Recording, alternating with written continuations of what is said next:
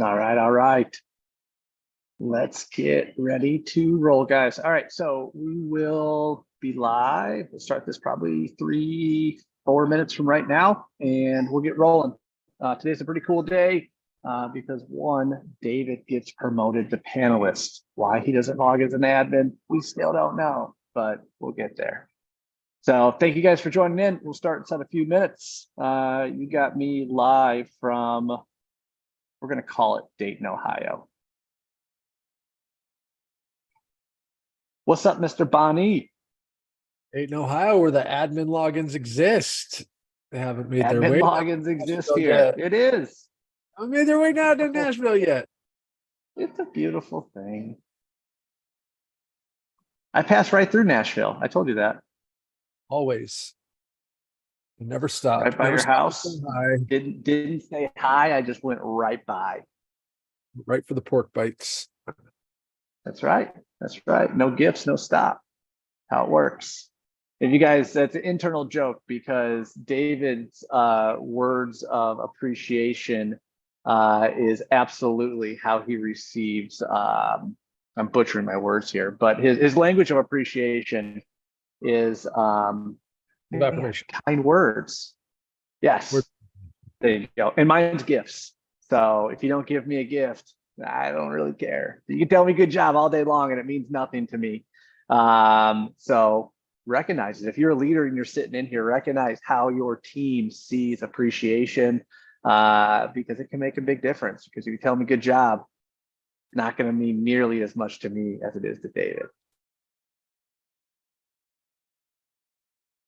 Fun stuff. All right, cool, guys. So as we talk, we're going to try to start a little bit more on time.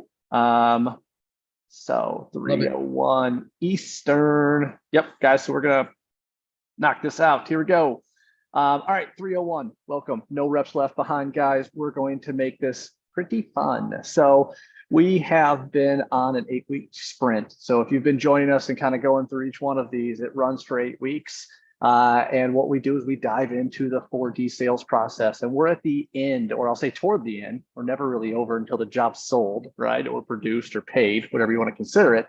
But we're at the end. We went through all the different steps. We went through the mindset. We've talked about all kinds of different things to get you guys ready. Hopefully you're taking the information and using it out inside the field. And it's always fun to be able to have someone come in and do some role playing. Because I think that the huge part that's missed within almost any sales side is that everyone talks about it, but how many people are actually doing it? How many people are taking the information and actually asking the question? And then it takes it to a whole different level when I'm like, hey man, do you want to come in and actually role play? That's what makes it cool, is when we can bring individuals in, we can start doing real role play, and they're humble enough to say, man, I want to learn, I want to get better. Those are the different people that you want on your team, especially as a sales leader. Now, if you are a sales rep and you're sitting inside this, guys, here's the chance where you get to see we're all work in progress. There's nothing that's going to be great. I think there was one time David actually told me good job when I was doing a presentation, but other than that, he does nothing but halftime with me and says like, well, what about this? What about this? What about this? Which in return just makes me work that much harder to impress David. But at the end of the day, guess what? I sell millions and I'm happy with myself. So I just took David's fun little probably insult he was thinking about away. You're welcome for that. All right. So guys, use the chat as we're going through this. We do have Cody on board, and I am going to encourage everybody here. If you guys want an opportunity to be live, come on here, talk through what we're doing, and even pitch some of this stuff. Let's do it. This is where the rubber meets the road. This is where we start actually taking action and really start hacking away at the problems or helping get our clients closer to the goals. You ready to roll, David? Let's do it. Yeah. All right. So before we jump out, you guys will notice upper left-hand side, there's a QR code. I am going to ask you to share this. I always do, but this is the Facebook group. So I created a Facebook group that's specifically for commercial roofing contractors. I am streaming to this, so you guys want to have quick access to it. We put videos. There's all kinds of different stuff that I'm posting in there. You guys want to be part of a Facebook community that is really going to ultimately, I'll say, tend to commercial roofing sales and specifically service. That's what we're doing, trying to get everybody I can in there. And we're making progress every week. So go ahead, scan the QR code. It is a private group, so you have to be accepted. So if you're cool enough, I'll let you in. But go ahead, use it, guys, and know that's what I'm trying to do to create this community of ultimately high achieving sales reps. So let's start rolling with this. So, if I can get my computer to work right. There we go. My name is Chad Westbrook. I'm the founder of Service Alignment. I've been doing this for 17 plus years. I have over 500 million in commercial roofing sales. And when it comes down to a service side, I would love to be able to talk to anybody who has had service agreements and service programs that are over 500 buildings thick with some of the top 100 companies within the United States. And I've done that time and time again. To be able to name it, it was 4 times that I was involved inside building national service initiatives that had massive impact. And what David and I are doing here is basically extracting that. There was a process, there was secrets, I'll say, that made it very unique. Now I got the opportunity to talk to you guys, share those secrets with you guys, and ultimately raise the floor of what is our commercial roofing industry. That's what I'm here for. That's what we're diving into. And I'll let David do his thing. Great. Hey guys, founder of David Bonney, founder of 45. I've worked very hard in my career in the industry of sales and leadership in sales and revenue, which has ultimately allowed me to focus on what matters most to me, which is my 2 girls and my wife. That's what all this is about. Now I'm at that phase wanting to give back, and that's what we're doing here, wanting to open up the playbook that we have that we currently use with companies that pay a lot of money to be able to work with us, but just give that stuff to you so you guys can start using it, knowing that the company that you're with might not have the resources or time to be able to invest and give you what you need for your success. That's why we're here and what we're wanting to do. Yeah. All right, cool. So before we dive in this, guys, I've talked about it just a little bit. But at the end of this month, David and I are going to be rolling out ultimately a sales leadership mastermind. So when we look at No Reps Left Behind, it's specifically focused toward sales reps, right? And getting you guys the basics of what 4D sales is. But sales and ultimately leadership, people leadership, operational strategy, how do you take your best sales rep and multiply them? That's what companies are faced with when growing and scaling businesses. So David and I have some cool stuff that we're going to talk about at the end of this on what we're going to be doing for the community and what you guys are going to see ultimately probably over the next 30 days as I roll this out and kind of bring another step, another, I don't want to say step, right? But another part of the business that I feel the industry has just really been underutilizing. So cool. Here we start going. David, you want to take us through buyer's intent, sir? Yeah. So when we look at why people are engaging in the sales process, they're engaging for a reason. If we can understand that intention, if we can understand that reason and meet them where they're at and speak their language, we can actually dramatically reduce the confusion that they're experiencing and dramatically increase and improve the likelihood that they will choose us as their solution to move forward, as everybody else in the industry is confusing them. So when they reach out to us, why are they reaching out to a salesperson, right? Nobody wakes up in the morning saying, hey, God, man, I'd really like to talk to a salesperson today. Of all the things I could be doing, that's the thing, right? Of course not. So why are they engaging with us? Well, they intend to find a solution to solve the actual problems causing enough pain and keeping them from important outcomes. This is what it is that they're trying to do. Just plain and simple. Now, we try to distill all this down. We've done a bunch of prospect surveys. We've done a ton of research to try to distill it down to its basic components. Sales does not need to be complex. It's already hard enough. We don't need to throw complexity in there. So this is what they're trying to do. Now, the key to this is that as trusted advisors, if you guys can step out of being a commodity salesperson who's slinging spaghetti up against the wall, seeing what's going to stick, how many quotes, how many proposals can I get out there, and cross my fingers that the specific ones that I want are going to get over the finish line. If you can get out of that game and actually step into becoming a trusted advisor, what you're going to find is as trusted advisors, our intention is to help our prospects find a solution to solve the actual problems, causing them enough pain, keeping them from important outcomes. So instead of this adversarial relationship of, why are you calling me again, Chad? What do you want, dude? I told you I'd get back to you. Right? Where you're trying to serve yourself, your quota, your commissions.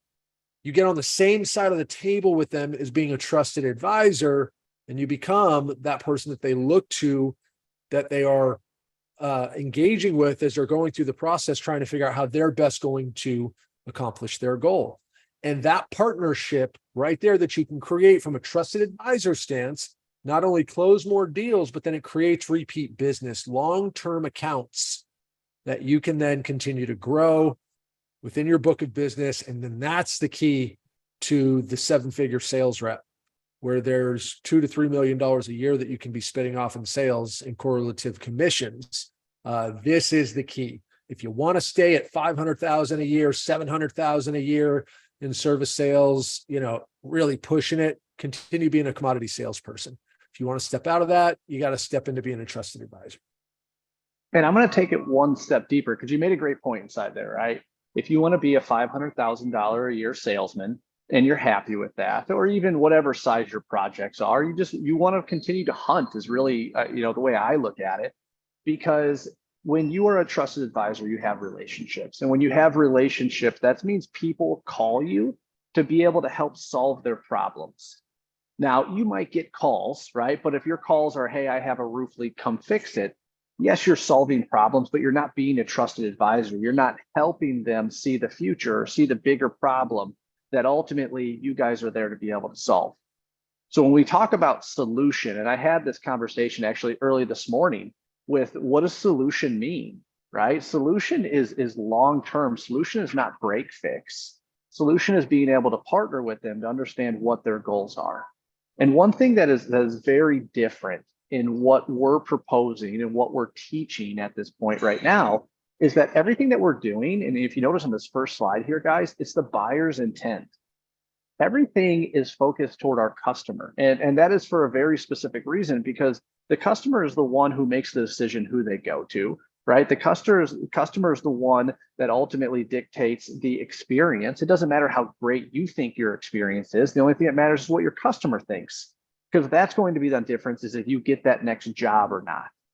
And the more clarity that you can give that customer, the more confidence that you can give him inside making the right decision, whether it's with you or not, right? That's where integrity comes from. That's where the whole trusted advisor comes from, is that you're going to help them make a decision that's going to get them to their goal. So that's really what we're going through. And as we kind of recap what we've done over the last 7 weeks at this point right now, and we go through what is the buyer's action plan, it's specifically for that. This is the buyer's action plan. This is not some type of process that is for your company. This is something to be able to help the client make the best decision based upon what his problem or goal is. This is a customer-focused process that we're implementing, guys. So understand that. No one wants to go in there and hear about you. No one wants to go in there. You don't want to walk inside there. I should probably turn that around. No one wants you walking into their office talking about you. No one wants you walking into their office talking about how great your company is. They want to talk about their problem. They want to talk about what's going on in their world, right? They have a problem. They're calling you. They're going to pay you to be able to change the reality that they're living with. And then that's what leads us right into the buyer's action plan, that we come in and we help the client get clarity, get confidence. And we do that through this 3-step process. So David, were you going to say something, sir? No, nobody cares. They don't care about you. They don't care about your company. No. That's the problem. We care about us. We care about our company. They don't. And who matters more, you or them? Are they there to serve you, or are you there to serve them? You got to flip it around, guys. Until you can flip your focus around onto them and what they care about, you're going to continue to just run into unnecessary friction in the process. Absolutely. Absolutely. I'm going to butcher the quote, but it's, nobody cares about you until they recognize how much you care about them, or vice versa, or something like that. Right. Yeah. It's the same thing, right? They'll care about what you do and how much of an expert you are after you show the value of you sitting in that office, that show the value of you being involved in their process. That's when they start caring about you. But at the end of the day, you guys are there to be able to solve problems and help clients reach your goals. This is a buyer-centric plan. This is a buyer's action plan. And that's the way that you guys need to think about this. It's okay to walk away. We talked about discovery, right? And ultimately disqualification. Remember that, guys. It's okay to walk away. Bid the best possible jobs. Bid the jobs that align to the checklist that we're going to go over, right? So checkpoint 1, do they need to act? There's nothing that we are making you guys create. We are literally hand delivering all of this today. We're going to be going through role playing today. So when we talk about buyer-centric selling, right? What we're doing is we're figuring out 3 checkpoints. Checkpoint 1, do they need to act? So do they even know why they scheduled the call, or do they simply just say yes to the telemarketer that called? There's a massive difference inside that. Someone who has a problem, yeah, I have leaks, I need to solve this. My VP's coming into town next week and I can't have this leaking while they're having a corporate meeting, is much different than the telemarketer called 5 times and I finally just said yes to get them to go away and stop calling me. Right? Ask the question, get that stuff out of the way up front. Are the decision makers present? I don't know anybody here who loves to be able to go through their entire presentation and all of the questions twice just because the first time was with the wrong person. Find out who's in there, because at the end of the day, if there's more than one person making a decision, guys, you're selling to the wrong person, or you're only selling to 50% of who's actually going to be making the decision. So if you think you have 100% close on that sale, another person comes in, you got less than 50% of actually getting it. Have they tried to do this inside the past and failed, right? So let's turn that in. The reason why is that important? Because if you guys are proposing a solution that maybe they've already tried or already explored and they don't want to do it, your proposal's dead from the beginning. They might entertain all of your questions. They might go through your entire process. But if you don't find out what they've done and why it didn't work, at the end of the day, you guys are going to be going in blind. I don't care if you've inspected the roof, you found the missing fastener, and you're going to propose this big, massive project based upon what's going on the roof. Maybe they've already tried that. Maybe they don't want to do that. Maybe there's some type of other variable that you don't know. That's what this is about, taking the maybes out.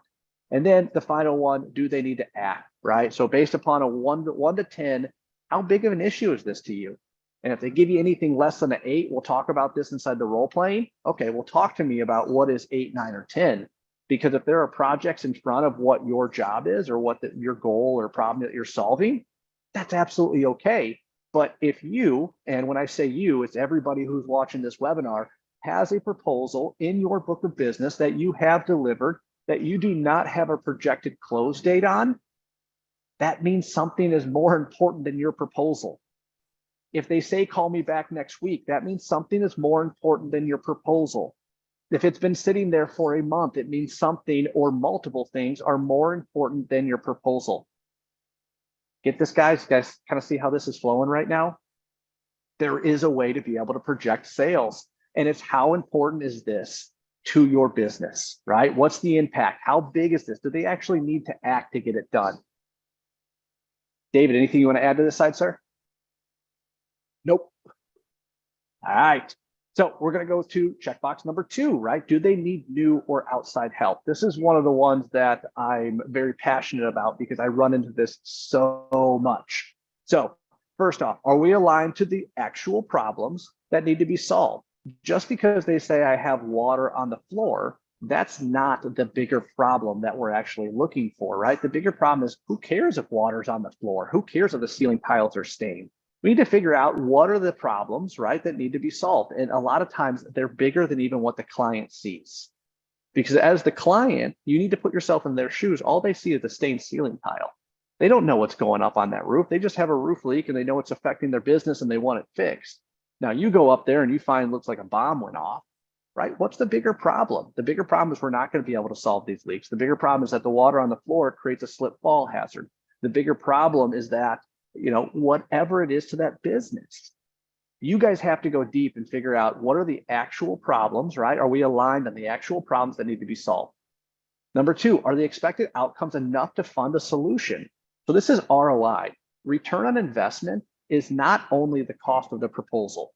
So let me say that again. Return on investment is not the cost of the proposal, because the disruption to the business, the lost product, everything that kind of goes in to correctly repairing after there's been some type of failure, That's the cost, guys. What's the carpet remediate or the water remediation, the carpet that has to be cleaned, the desks that were destroyed, the computers that were had to be moved somewhere else, the lack of productivity because da da da da da. You guys see what I'm saying here? I was in real time, real world. It was a 40, it was probably higher than that. It was in a big old theater for a company I was working with. The repair that I had up on the roof was $5,000. The cost for them to be able to get the lift into the building, to get to the top, to simply fix all of the stained drywall that was up there was probably 3 times the amount of what my proposal was. That's the cost. That's the ROI, right? What's the ROI of getting this fixed, getting it fixed right, so you guys don't have to do it again? Next one goes into budget. So do they have an adequate budget to be able to buy it, right? Someone comes in and says they want to buy a car. It's much different if you want to buy a Kia, a Cadillac, or a Lamborghini. All 3 will get you to work on Monday, but completely different costs and completely different deliverables for what you get. So you got to find out if they have that adequate budget, and then do they have internal resources to solve this? So what is your guys' ability to be able to solve this problem, right? On a scale of 1 to 10, what's your ability? 10 is that you have complete ability to be able to solve the problem. 1 is that I have absolutely no ability. I hire someone to go fly drones to look at my roof because I'm scared of heights. Figure out what that is, because if you guys are bidding a super simple, hey, it's just a clogged gutter that needs to be cleaned out and the water should flow right off your roof, and you have a guy that literally climbs ladders every single day, walked you up on the roof to look at it, well, the ability for you guys to be able to sell it, not ability, I guess, chance, probability, whatever word we want to use, is far less. You guys get why we're asking these questions now? This is what we're trying to figure out. Do they need new or outside help? Because if they have the ability to do it and they're just looking for your proposal so they can self-produce it, I'm going to tell you guys to walk away every single day. Bid the jobs that you truly have the opportunity to win. So this is checkpoint 2. David, I know you got something here. Nope. Not, oh my goodness, I'm getting good. You're great, David. All right. That was words of affirmation in case you guys didn't join right at the beginning. All right. So checkbox number 3, do we have the best solution? And this is where you guys need to get unique in your business. 1, you have to understand what you do, because if you do everything, I'm going to call you a general contractor. And general contractors have the ability to build skyscrapers, but they're not experts. And I'm going to tell you, general contractors hire specialty contractors to be able to complete projects. Okay. You guys recognize that? Anybody here work for a GC? Yeah. Well, GCs don't do the work themselves. They hire experts that are there. You guys don't want to be a GC. Okay. You guys want to have a specialty. You guys want to be able to solve the problem for the customer, get them to their goal, right? In order to do that, you guys have to have a defined and consistent presentation. So let's talk through what we have to do. So 1, do we have a proven history of solving their problem? So if there's a whole bunch of roof leaks, do you guys have a history of solving roof leaks? That's going to build confidence. That's going to build clarity in your client's mind that you guys have solved this 100 different times. This is what you do every time it rains. You know what? We have every time it rains, this problem is extremely common, whatever it is. It's making you guys an expert inside that. It's making him know that you guys have the best solution. Number 2, are they clear on how your solution solves their problem? Don't get commoditized, guys. If you get commoditized as a roofer that's going to go up there and fix the leak, well, then you're doing nothing but battling on price. And I'm going to tell you, there's always going to be someone in the back of a pickup truck who is cheaper. Okay. Everybody's been there. There's always someone who's cheaper. There's always someone who's more desperate than you that can lower the price. Do not be commoditized. Are they clear on how your unique solution, your special sauce, your superpower, right, that makes you guys great? Are they clear on how that gets them to their goal, how that solves their problem? And then finally, expectation to delivery methods and milestones work for them, right? Just because they have some massive issue that's going on and you're going to replace their roof, well, we've all were involved inside 2020 when we had, in 2021, when we had materials that were out sometimes 6 months.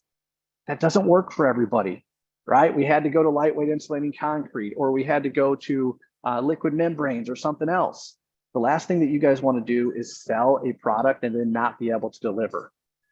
From a sales perspective, you guys make the promise, the operational side delivers on that promise. So you want to make sure that you're setting your team up for success. Because if I go right back to the beginning, right, what's it take for us to be able to get that repeat business, we got to be able to get them to their important outcomes. Okay. We got to be able to get them to their goal.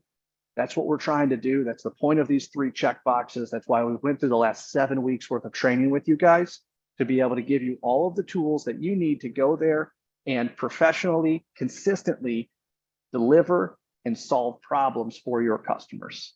That's the 3 check box. David, what you got? Go to the next slide. You're not going to comment on any of this? Yeah. Here we go. This is what he wanted. This is what he wanted. Okay. So, all right. All you. Okay. So guys, like the key thing that we need you guys to understand is that we're doing all of this stuff for a reason. It's not just a sales process that was put together because we had to go put something together. What is the reason behind each one of these checkpoints?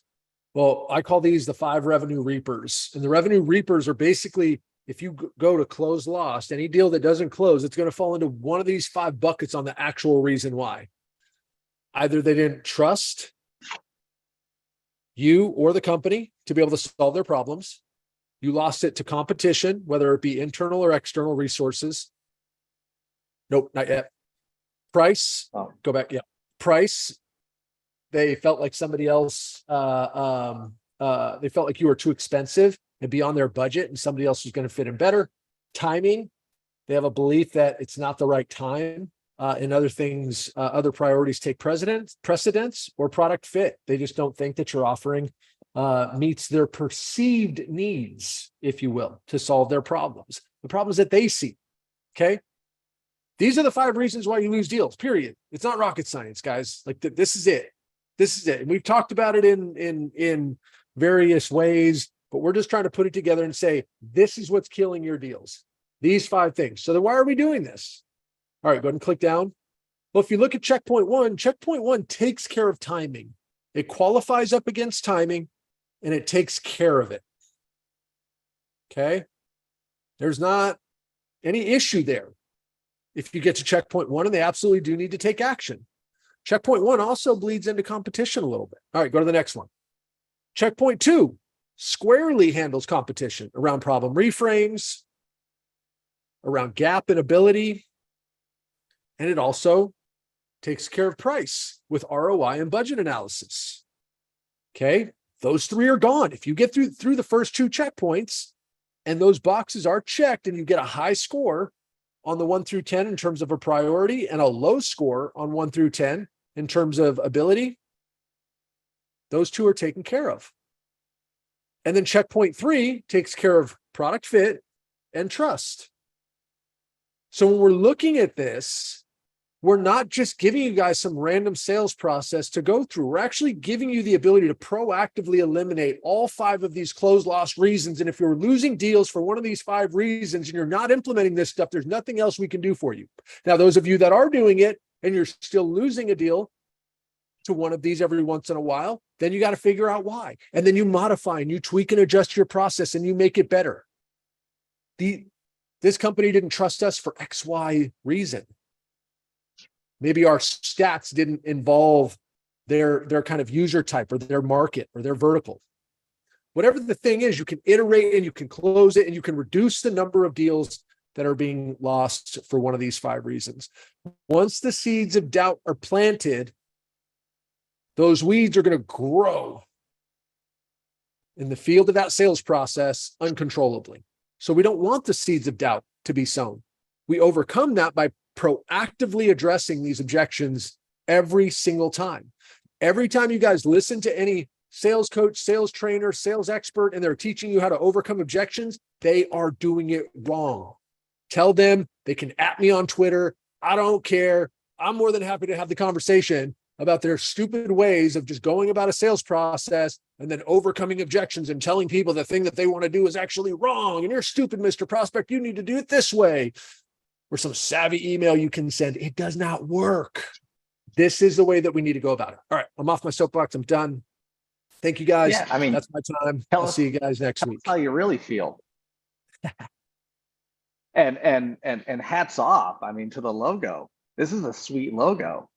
Oh, a little Starbucks cup, Yeah. Yeah. No. Just Hats filling our off to all deals, that. having fun, listening to some Nirvana, maybe. I don't know. All right. Good.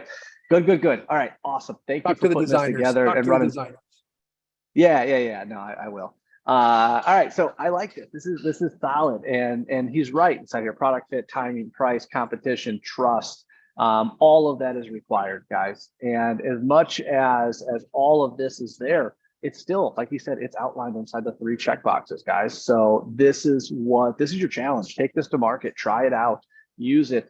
If there's one thing I can tell you as we kind of go through this, change is hard, change is awkward, guys. So some of these questions might feel awkward, but I'll also tell you if there's one thing that I learned is that weird people don't know they're weird, right? And I say that because like it's only weird if you think it's weird. It's only awkward if you think it's awkward. Going through this and kind of working through having these questions, and it becomes normal. It becomes a way of conversation. I got a call, it was last night, and it was about a project, and it was from an old employee that worked with me, and they're like, hey, I need help closing this project. And I literally just responded. It was via text message. I literally just responded, and I said, okay, is the project, is the problem big enough for them to act? Do they actually need outside help? And do you have the best solution?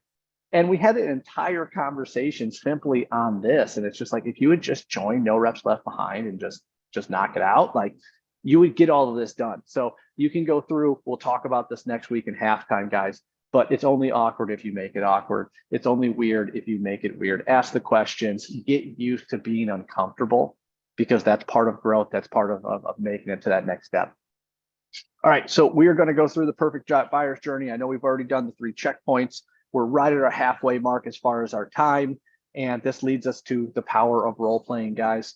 So we do have a handful of people that are on the webinar. If you guys want to be a part of it, if you guys have enough confidence or enough, oh man, what's the word I'm looking for? I'm going to stay with confidence that you guys want to do some role playing. That's absolutely awesome. I am going to share the 45 form with the question. So we'll be playing around. We'll be helping you guys. And ultimately, let's let the rubber hit the road. Let's go through some of this stuff, use some of it, and go from there. So, all right, I'm going to pause the screen for a second. And anybody who wants to come in, if you guys have that type of confidence, guys, let's roll. Let's do some role playing. Let's walk through this and we'll go from there. But all right.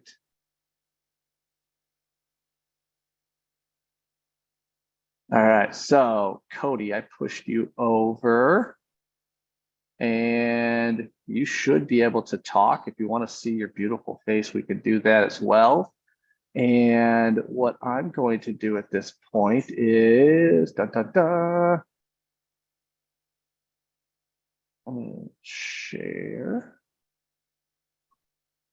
There he is. What's up, Daddy? That's right. I was giving Chad a hard time one day and I didn't know it was going to stick with me. As you should, as you should, as you should. All right, cool. So what you guys are looking at is ultimately a dashboard, right? We're looking at the pipeline inspection. So as you guys create sales calls, we only see the we still see the deck. Yeah, there you go. Now you probably see something better, right? Yup. Is that little button that says play. So what you guys are looking at is the pipeline inspection. We've talked a lot about the workspace and how it helps you guys, but the coolest part about this is it's all web-based. So as we make changes, improvements, and also tweaks to what I'll consider best practices, everything inside the workspace automatically updates. So we talk about pipeline inspection. We can look at our engagement, right? So based upon those scores, right, of 1 through 10, what's the priority of the job, so on and so on. We can actually see the engagement. You know, how many leads have low engagement, medium, and high engagement? So we can understand who are the biggest, who has the biggest problem, who actually needs to act, see the dollar amount. And again, just kind of walking through this a little bit, you can see how many days it's been in the sales cycle. That's massive, right? So how many days has this been inside the sales cycle allows you guys to be able to understand how long it takes for each one of those ratings, right? So your low engagement, either they go dead or they buy. What's the time frame? The same with your high engagement. you can see how many times they viewed the workspace. So these are just samples that I have here, but if there's any workspaces that have been viewed, you guys would see that, right? So you would see workspace views, opportunity scores. This is an awesome dashboard for you guys to be able to get some quick information. Now, we do have a few different ways for you guys to be able to use the questions. So when you guys see that buyer action plan, right? That perfect buyer action plan that you guys have, that's ultimately just high level, the type of questions you should be asking. What we've been able to do in the workspace is customize it. So if I was to come into a new sales call, I have one that's specifically for commercial roofing, which means we've taken all of those questions and we broke them down to where what we're doing is uniquely specific to commercial roofing. So as we jump through and we kind of go through this, Cody, thank you very much for coming on. I know you did this, it was several months ago. So love to be able to dive back into this, man. I'm going to be sharing my screen and kind of going through. My goal with this is really just practice, man. If you get caught up or you stall, whatever it might be, I'm here to help. If you want to break script, I'll yell at you, but then after that, I'll help you. So whatever you want to do, let's roll with it, man. Questions are going to be on the board. Let's go through it. And any questions from your side? No, sir. Do you want me to be your customer or David? I'll give you that option. Either or, I'm good with it. You got it, man. Chad. I'm feeling mean today, so let's roll. You got it. Oh, then I'm breaking cool. script. Yeah. Let's see. Hang on 1 second here. Let me get this. All right.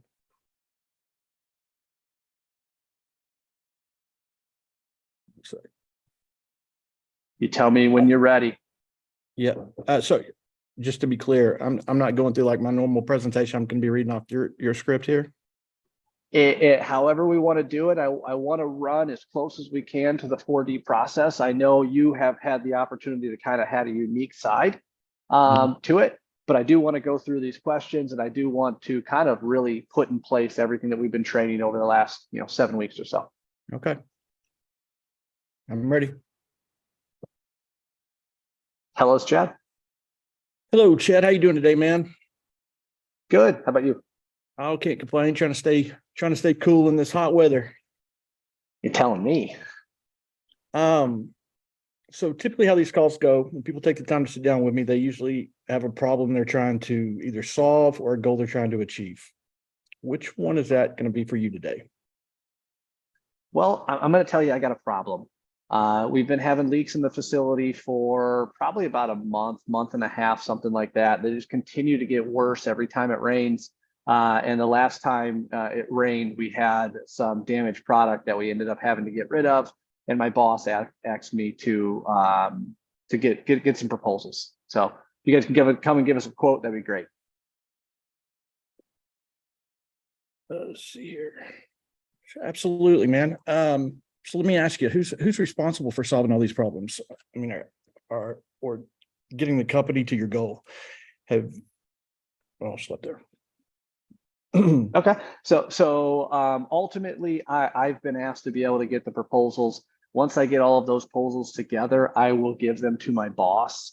And then ultimately we'll make a decision together on what's best. Have you had a chance to purchase something like this in the past? I have not. I've been here for probably about 6 months, and this is the first time we've had to do anything with the roof. Okay. So what are you guys currently doing to solve the problem? Right now, I go out there with a mop every time it rains, and we have some wet floor signs that we're putting up right now. Oh man, obviously that's not working, is it? No, it's to a point right now we're starting to have some damaged product, and we got to do something to get it fixed. Okay. As far as you can see, what's the worst thing that will happen if the problem isn't solved, or you don't make it to your goal? Yeah, if we don't solve this, it's going to continue to be able to damage the product, because that's ultimately where we put a lot of our storage, and ultimately we would have to move that every time it rains. How much time would that take? It takes a couple hours to be able to move it. That's for sure. So it sucks having to play the weather and ultimately hope that it's not going to rain. Yeah. So on a scale of 1 to 10, how would you rate this as top priority? 10 being top, needs to be solved very soon. 1 being we can handle it 6 months from now. I would probably say an 8 or a 9 probably. It's something we need to take care of definitely before the next rainstorm. Are you guys using any other vendors or contractors right now? Not for roofing. I've been here for 6 months and this is the first time we've had to do anything like this. Okay, we're your first call, huh? You're my first call. You showed up on Google, man. First call and last call. All right. What do you I think hope so. what do you think the root cause is causing all this? Is the old roof hadn't been taken care of? What's the cause, you think? Oh man. I truly don't know. I've never been up on the roof. So I don't know. My boss let me know it was leaking, get some proposals, and that's what I'm doing. I don't know. Okay, we'll find out. On a scale of 1 to 10, rate your current ability. 1, not being able to do it on your own. 10, being you have everything you have everything you need to get it done. We really don't have any ability. It's a 3-story building. We don't have 3 stories, but we can't access the roof or get up there. Right. Okay. So we don't have any ability to do it. So a 1. All right. So when the problem arises, what kind of disruption occurs during the day? Does it damage your product, employee safety, warehouse disruption? What kind of disruption does it all of the above. all the above? Oh man. What do you think that would cost? Say weekly for this disruption? If it rained for a week? No, just the leaks that you're having right now. Say it rains for a couple days. How much is that going to cost you per day? If you have to shut down. I mean, if we get, yeah, I mean, if we get everything it moved before it rained, then it's just working around that area. If we don't, I mean, it could be several pallets that get destroyed. And it would take you all day to get this stuff moved if it's just you by yourself, right? It definitely takes a couple hours to be able to move it, and then to put it back is just as long. Okay. Do you normally have a budget for problems like this, or do you reactively repair them as they come up? I've been here for 6 months and we've never even talked about the roof. This is the first time I've had anything come up, so I'm going to assume they just fix it as things happen. Okay. What's our relationship going to look like in 6 to 12 months if the problems are solved? I hope you're going to be who I call when it leaks again, or hopefully it never leaks again. Right. Given the gap between where you are right now and where you want to be, tell me what has stopped or is stopping you from solving these problems up to this point. What has stopped me? Yep. Making the phone call. I guess there's nothing that has stopped me. I'm the issue happened. My boss told me about it yesterday, and I'm making the call today. So is this the first time you've had a leak? It's the first time I've had to deal with a leak. There's leaks all over the building, but this is the first time I had to deal with one calling somebody. So who's been calling the last 6 months? Nobody. We just kind of let it leak. Like I said, this one is the first one that actually got over something that kind of damaged and stuff.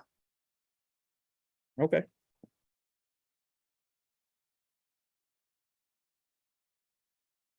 Is that it? That's it. Okay. So give yourself a 1 through 10 on how you did. I was, yeah, 4, maybe a 5, 4.5. Yeah, So humble. I was kind of I'm geared to doing it a certain way, right? So I'm trying to back step a little bit, and but it was all right. Nope. Completely understood, man. And I would give you much better than a 4 or a 5. But we'll let David. David, any feedback from your side, sir? Yeah, I mean, I think just in terms of the process here, guys, this is the key on this is that with repetition, you get better and better and better. With the process that you're running that's different every single time, you're not getting better and better and better at that because it keeps changing. So the fact that you went at the process and all of the groups that I coach in, you're going to be at a 6, bare bones. Now, you got the pieces of information necessary. The key on this thing is, remember how we always talked about it, guys, being a Venn diagram.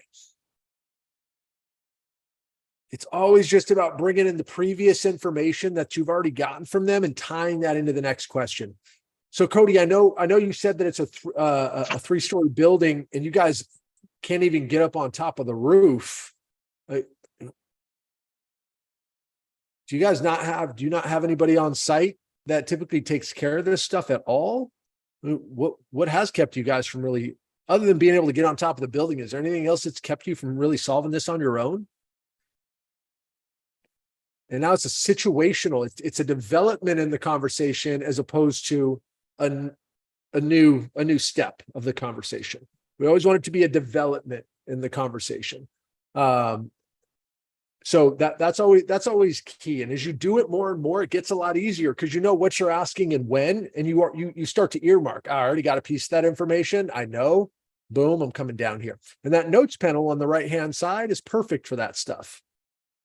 You just type something in real quick, or if you're on site, you can write it down real quick on the side, knowing that information is going to come up again. Now, the next thing, so any questions on that, Cody? No, sir. Conversational piece and just tying it all together. No, I get it.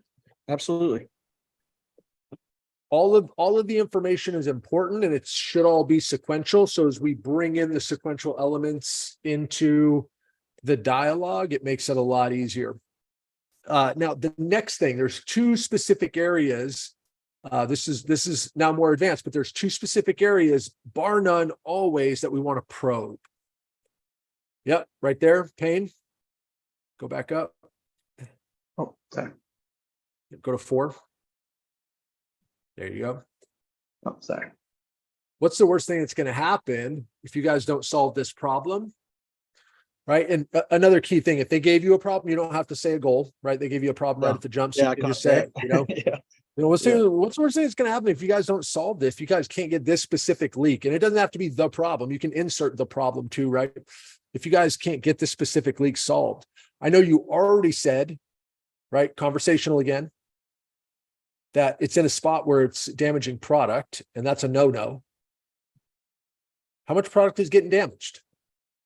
And then you started going down in, but we want to keep going with that probe. Is this creating any, you did it in the ROI section, but here we can really say, okay, is this disrupting productivity? Are you guys not able to work when this stuff happens because you're spending time moving inventory or moving product? What does that look like? How much is that? Okay. So when this happens over this spot, ultimately the worst thing is X number of dollars damaged in product or X number of hours of productivity lost, which equates to something that you guys don't necessarily want to be dealing with when you have plenty of stuff to do. Yeah. Okay. But we've probed down on that specific answer to really get to what is the pain that drove them to actually engage somebody now, because like Chad said, they've had several leaks. Why are they calling on this one? Right. And then we now have unpacked that. We said, here, it's right in front of you now. You're going to continue to deal with this. So it's that one. And then on the ROI section, we want to probe there too. Like I said, how much is that product worth? What does that cost if it gets ruined? What about time delays? How long does it take to order? And you do it again, guys. this is not meant, I can't create an AI bot and just have this conversation with somebody, right? This still takes a savvy person, somebody that can have conversational skills to come in and actually conduct the dialogue. Just like you can't put any basketball player into the triangle offense and they're going to be Michael Jordan, right? But we have to be able to ask the questions in a way where it actually makes sense to them. And we are, with genuine curiosity, really trying to understand what the cost of all this is. Because now, if they want to call me on it, it's fine. Hey, I'm just trying to understand the cost on all this stuff to see if it's worth what you're going to have to pay to get it fixed. Because if it's not, I'm going to be the guy to tell you while everybody else is pitching you, throwing their proposals over the wall at you. I'll be the one to tell you whether or not it's worth it. So that's right? the beautiful part right there. That's the beautiful part is that.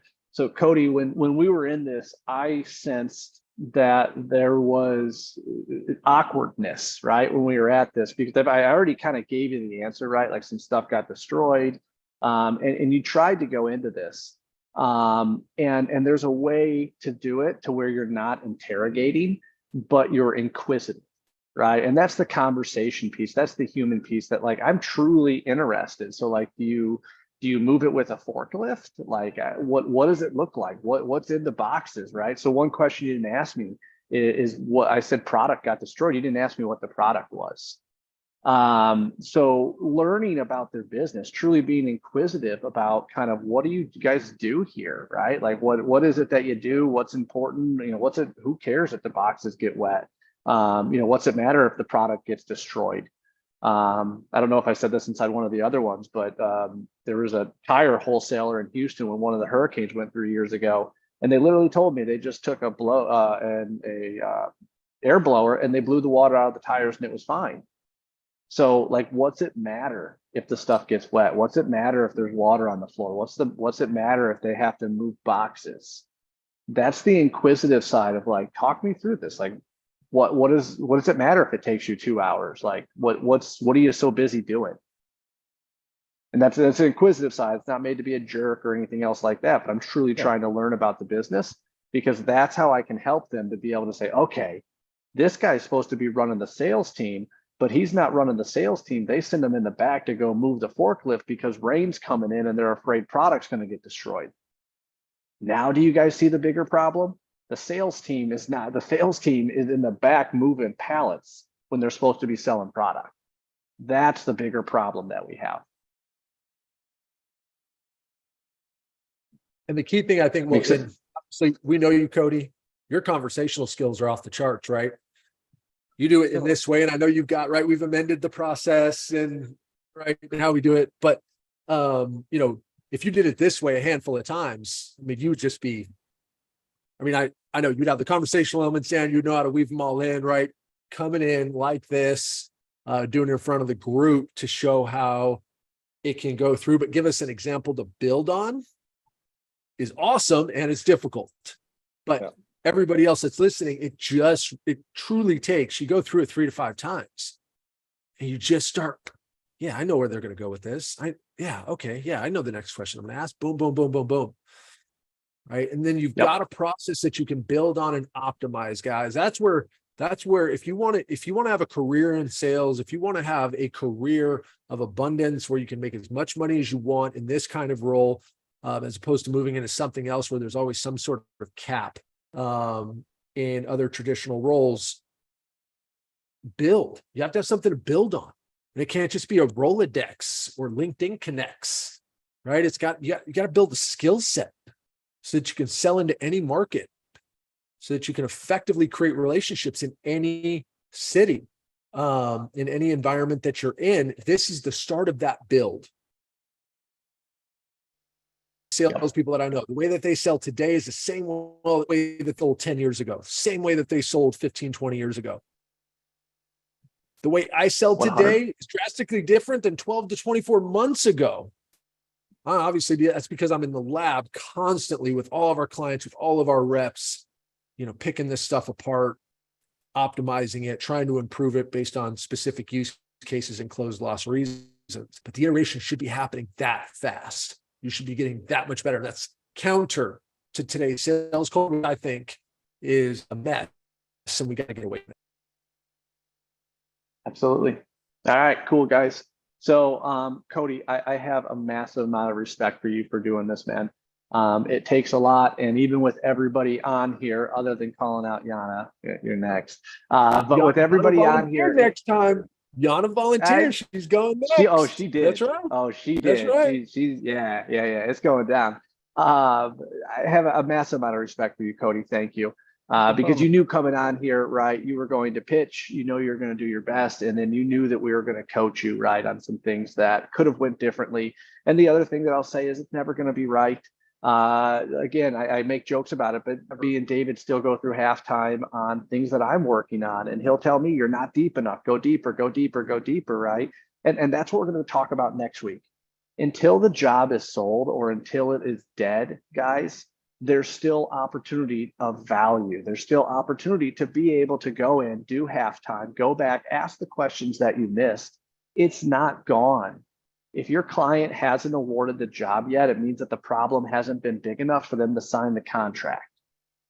Okay. Now, yes, there's other variables to it. I get it. They have a buy process. They have a board of directors they have to go through, But if you don't have a close date on your opportunities, this is for you. Okay, go back in. Let's do halftime. The other thing that I'll talk about real quick is that when David was talking about this morning or earlier when we first started it, not this morning, about throwing spaghetti on the wall and see what sticks. If you have emailed a proposal out today and not heard back from your client, that's what we're talking about. If you don't know if they've viewed the proposal yet, if you don't know the date that they're signing that contract, and when I say signing the contract, I mean making a decision. Because when I coach sales reps, what I'm talking about is what is the date that the client is making a decision. It's not the date that they're going to award the contract to you. What's the date that they're making a decision? What have they committed to be able to do, right? We already know how big the problem is and all those different things. And if you position yourself in the 3 check boxes as the best solution, right? You should position yourself to get the job every single time. You should have clarity and confidence, not just you, but your customer should have it too, that you guys are the right choice. That's why I say you shouldn't have to ask for the sale if you do this right. You should understand where the client is at. And the only thing that can happen inside the sales process is the client fails his own commitments. And at that point, it's an accountability check to be able to say, hey, what went wrong? What changed? And again, that's part of the check boxes at the bottom of the proposal. David, anything you want to go in before we talk a little bit about War Room for a minute? Nope. Well, so the last thing I'll say about that example, guys, is as you go through this, what you're going to find as you go through it consistently, you're going to find areas and opportunities to actually start to get this information. Areas that you can go through and get that important piece of information. It could be after pain. Gosh, this is pretty high. When are you guys solving this? It could be at the very end of call 1. So I can look at our team and what we're doing. When are you guys looking to take action on this? And then it can be at the very end when you're going through your timelines. Because what your timelines are is, hey, this is what your experience is going to be. Cody, just so you make sure that this experience actually does, we hit our dates. I'm going to be communicating with you as you guys get close. And we're going to make a move on this so that our resources are ready. If I'm not doing that, or if we don't do that, you guys are going to sign, get going. If you do choose us, our crews are going to be a different job. And then all of a sudden we're going to be delayed 2 weeks, 3 weeks, 4 weeks. I've seen it happen before. It's completely unnecessary. And it's because of a breakdown in communication. So with that being said, do you guys know when you guys need to take action on this, when you're going to look to get something signed through? Bam, there's 3 different options, 3 different opportunities that I can ask for that. But it's for their benefit. It's not, hey, when are you guys going to sign this so I can let my CEO know when we're potentially going to get the deal? Or so I can put it in my forecast for my VP of sales. No, it's for you. So you David, can have the best experience possible. Yep. David, I know you said you wanted this done by the end of the month. Is it still on track for you? Right. I'm helping you, right? You There's said no it. You reason why committed you to it. shouldn't We be able talked to about. collect. That's right. Yeah, we talked about this being, a level 9 priority for you guys and nothing else being in front of it, and that you needed to make a move. And a couple weeks have gone by, a couple rainstorms have happened. So I'm going to assume something else has came up. Right. All I'm doing, again, the 2 degrees of separation, guys, complete alignment. We talk about all of this stuff that you're on the same side as the table, or same side of the table as your client. So next week, we're going to be going through halftime and jumping through. So real quick, what is happening over the next month is kind of a really, really big step for Make Sales Work. So you guys have been part of No Reps Left Behind, which has always been rep focused, right? 100% free training, the 4D sales process with getting you guys basic, and it's not even basic, it's advanced, right? But consistent delivery with technology that's going to help you guys separate yourself from the rest of the industry, right? It's not an email that's just being delivered. It's not a piece of paper that's going to get stacked on a desk, but an actual environment, right? An actual experience of how you take the information and connect the proposal you give them to the problem that they're trying to solve or the goal they're trying to get to. The next step inside all of this is what we call War Room. And War Room is for sales leaders, right? Sales managers. So if you guys are managing, if you're on this learning about the 4D process and you are a sales rep, you guys are in the right spot, right? Come here, execute this, come back, role play. There's a lot of work that we can do to get this perfect. But as a sales manager and a sales leader, there's a lot more that goes into scaling the business. And we all know people leadership is probably one of the biggest ones when it comes down to culture and creating a team, multiplying the sales reps you have. And there's massive quotes all over, but people lead managers, they don't lead companies. So how do we fight for the greater good of all of our sales reps? Well, it's not just give them no reps left behind and let them go. It's we support them, we train them, and we coach them to their success. Now, the operational strategy is the other part that comes together. So when we talk about operational strategy, it's what are the goals? Where do we need to be? What are the actions behind that? And again, how are we going to help our reps be able to hit those goals and just make minor tweaks within, David has showed the magic trick, right? Of just minor tweaks inside the funnel can make massive difference to the revenue, the sales, the close ratio, all of that stuff, just by making minor tweaks throughout the entire sales process. And then finally, we have sales training, and sales training goes so much further than what you're seeing inside the 4D sales process. When you talk about managing book of businesses, when we talk about going in and actually running a full book of business, we talk about self-accountability, we talk about delegation and all kinds of different stuff that I would consider a top 1% sales rep has to do to be great. That's what War Room is about. So it is the second part to this. No Reps Left Behind has been absolutely fabulous. We've had great turnout, everything when it comes specifically to sales reps. Now we're taking that next step and we've created War Room, which is specifically for sales leaders, sales managers that want to get better, want to learn how to lead people, multiply their best sales reps, and really give that next level to their team to be able to get the best they can. So we talk about raising the floor. This is how we're not only doing it for sales reps, but we're also going to be doing it for sales leaders. So you guys are going to see a lot of stuff coming out on this within the next month. You'll see some stuff, the roofing contractor being pushed out. You can check out makesaleswork.com. We're working on the website. All that should be finalized here in the next couple of days. Or if you guys want to set up a strategy session with myself and David, where we can really go into, okay, is this the right step for you guys? And how can we help you? I would be 100% able to do it. And again, I've said it many times inside the intro. This is what I love to do, guys. I love giving back to the community and scaling and growing. And all of this is truly where my passion sits. Again, Cody, I can't thank you enough for being a part of this and doing the role play, man, and continue to be able to nail it out. David, anything you want to add? Nope. It's only 2 minutes over. Only 2 minutes, guys. Only 2 minutes. So you'll get that time back through the efficiency of the 4D sales process. I promise you that. You'll get days back of chasing clients that don't respond because guess what? They did it themselves, but the priority wasn't big enough, or someone had a better solution than you. Disqualify them. Focus on the jobs that you have the biggest opportunity to close. And guess what? Go close them. So go get it, guys. We'll see you next week. And next week's halftime. It'll be fun. All right, guys. Thank you. Yana? See ya. Hey, guys. Yeah, Yana. All you.